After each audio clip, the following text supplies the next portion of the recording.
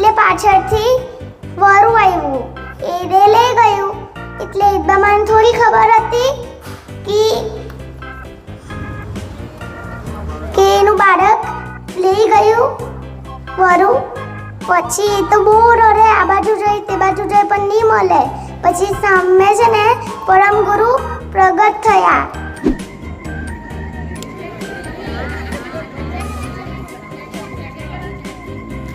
જો આને કેવાય હિંમત. મેં કીધું કે ભાઈ કોઈને પણ કંઈ પણ રજૂ કરી શકે છે. આણે આવીને 2 સ્ટેપ કર્યા ભાંગડાના.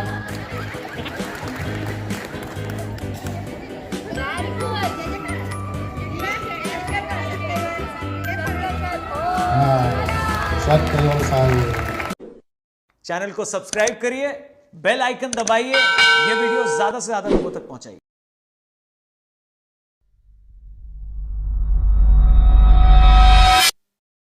હવે અત્યારે જે રીતે જિજ્ઞેશભાઈએ વાત કરી એનું જ એક બીજું ઉદાહરણ આપણે રજૂ કરીશું. બંટીભાઈ અને કૃષ્ણાબેનની છોકરી મોક્ષા અત્યારે આપણી સમક્ષ હેતાબા અને પરમગુરુ વચ્ચેનો સંવાદ રજૂ કરવા જઈ રહી છે. બંટીભાઈ અને કૃષ્ણા બંને આપણે ત્યાં સિંગર તરીકે સેવા બજાવે છે. તો મોક્ષા માટે તાળીઓ થઈ જાય.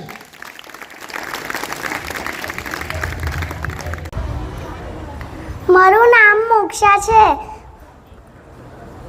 બંટી ઉમરીગઢ. મેં હિતબાની સ્ટોરી કરું છું. એક હિતબામાં હતા, તે સાસરેથી પિયરે જતા હતા. તો રસ્તામાં એમને પાણીની તરસ લાગી. તો એ છે ને આગળ ગયા જરાક, તો અમને તળાવ જોયું.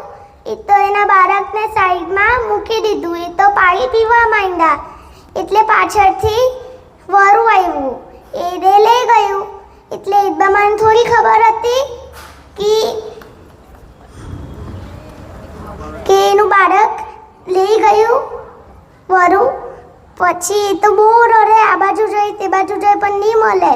પછી સામે છે ને પરમ ગુરુ પ્રગટ થયા.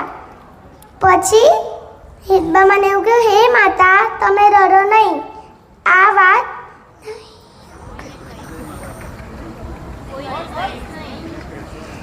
મેં તમારું બાળક મળી જવા, પણ આ વાત કોઈને કહેતા નહીં. એ તમે જાણશો ને મેં જાણશું. પછી બાળકુબેર તો મળી ગયા બાળક. પછી હિતબામાં તો ખુશી ખુશી જતી હોય. પછી એવું કહે, હેત બાપી અરીરામાં જાય રે, જંગલમાં જ એકલામાં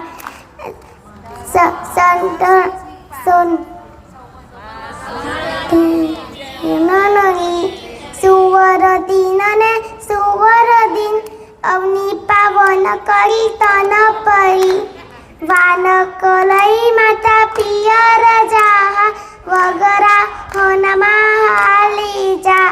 વચ્ચમાં ઘડી તરસુ પડી, તરામાં લગભગ પોચી લાગી.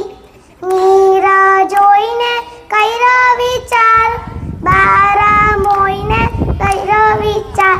વચ્ચમાં ઘડી તરસુ પડી, વચ્ચમાં ઘડી તરસુ પડી. તરામાં લગભગ પોચી લાગી. મીરા જોઈને કઈરો વિચાર, બારા મોઈને કઈરો ચાર. સટકઈવલ સાહેબ.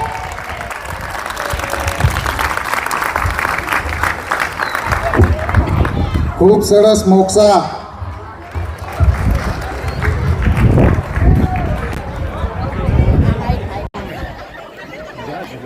સાગર મંદિર ઉમરા દ્વારા પ્રચાર કરીએ છીએ.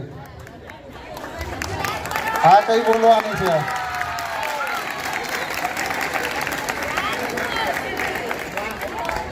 સતકૈવલ સાહેબ બોલો.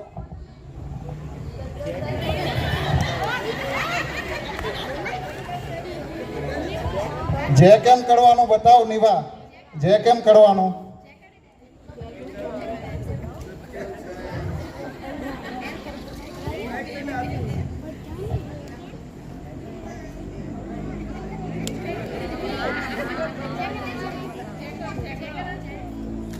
જો આને કહેવાય હિંમત.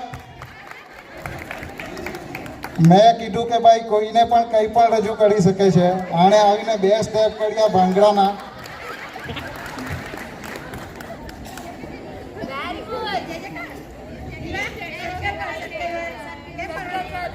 હા, સત્ય સાહેબ.